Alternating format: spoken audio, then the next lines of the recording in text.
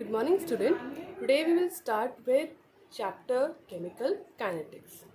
The word kinetics, it is derived from a Greek word kinesis, meaning movement. एक kinetics एक word है जो derive हुआ है ग्रीक वर्ड जिसे हम काइनेसिस कहते हैं। इसका मतलब होता है मूवमेंट यानी यहाँ वहाँ कहीं भी चलना।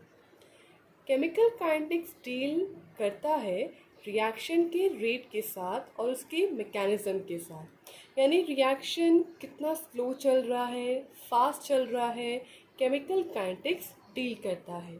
मैकेनिज्म यानी रिएक्टेंट से प्रोडक्ट तक आप कैसे आए, बीच में क्या क्या बना, वो सब कुछ मैकेनिज्म में शो किया जाता है। जैसे रिएक्टेंट से पहले बना इंटरमीडिएट या कुछ भी बना और उससे बना आपका प्रोडक्ट, तो वो जो सारे स्टेप्स हैं कि आपने शुरू कैसे किया और आप कैसे प्रोडक्ट तक पहुँचे, वो सारे मैकेनिज्म के अंदर आते हैं। तो केमिकल काइनेटिक्स रिएक्शन की स्पीड के साथ और उनके मैकेनिज्म को स्टडी करता है। थर्मोडायनामिक्स आप लोगों ने थर्मोडायनामिक्स क्लास 11th में पढ़ा होगा। थर्मोडायनामिक्स आपको ये बताता है फिजिबिलिटी ऑफ अ रिएक्शन, कि रिएक्शन होगा कि नहीं होगा, इसे फिजिबिलिटी कहते हैं। तो थर्मोडायनामिक्स आपको ये बताता है कि रिएक्शन होगा कि नहीं होगा, जबकि केमिकल काइनेटिक्स आपको ये बताता है कि रिएक्शन का रेट क्या होगा, यानी रिएक्शन की स्पीड क्या होगी, वो स्लो चल रहा है, फास्ट चल रहा है, वो सब कुछ केमिकल काइनेटिक्स आपको बताएगा। फर्स्ट टॉपिक आता है रेट ऑफ केमिकल रिएक्शन। ये कोई भी एक रिएक्शन है जिसमें रिएक्टेंट से आपको प्रोडक्ट मिले हैं। मान लीजिए टाइम t1 है, कोई भी टाइम आप ले सकते हो। इस टाइम में रिएक्टेंट का कॉन्सेंट्रेशन है R1 और प्रोडक्ट का है P1। फिर टाइम धीरे धीरे आगे तरफ बढ़ा और हम पहुँचे एट टाइम T2। तो इस पे रिएक्टेंट का कॉन्सेंट्रेशन बदल जाएगा और वो मान लीजिए R2। प्रोडक्ट का भी कॉन्सेंट्रेशन बदल जाएगा, मान लीजिए P2। हम यहाँ पर शो करते हैं स्क्वायर ब्रैकेट।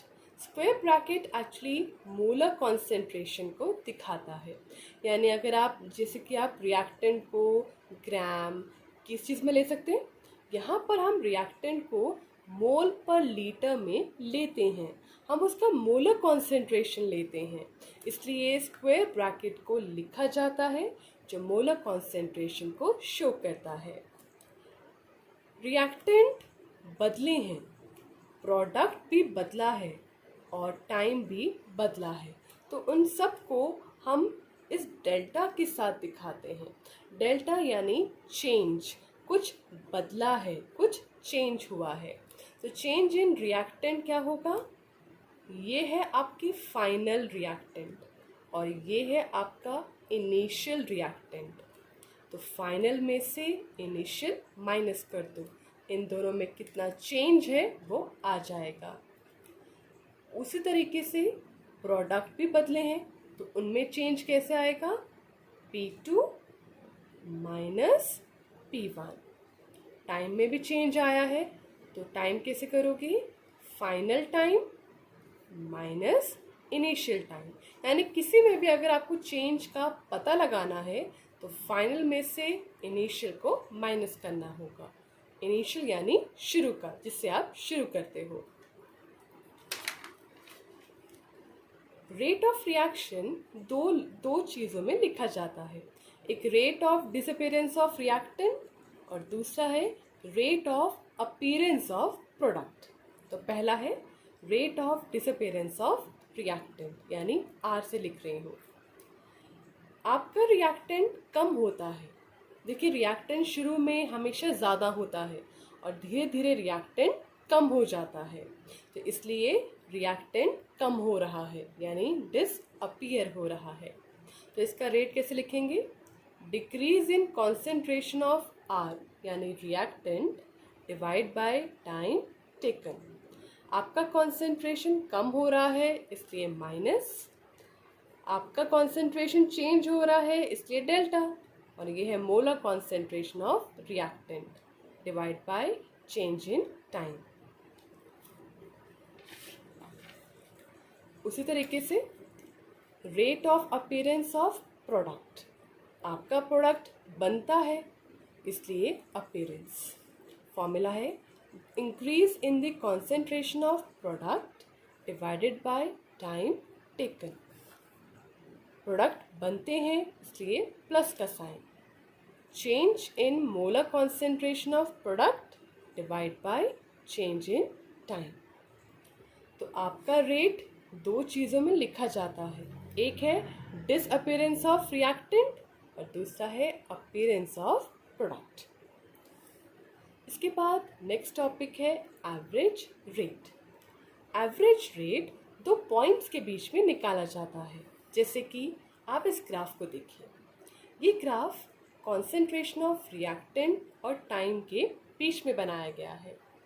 रिएक्टेंट धीरे धीरे कम होते हैं इसलिए ग्राफ नीचे की तरफ है।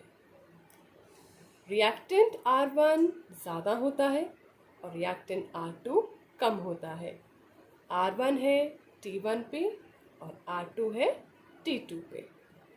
तो हम कह रहे हैं एवरेज रेट क्या होगा, minus change in the concentration of reactant divide by change in time, minus.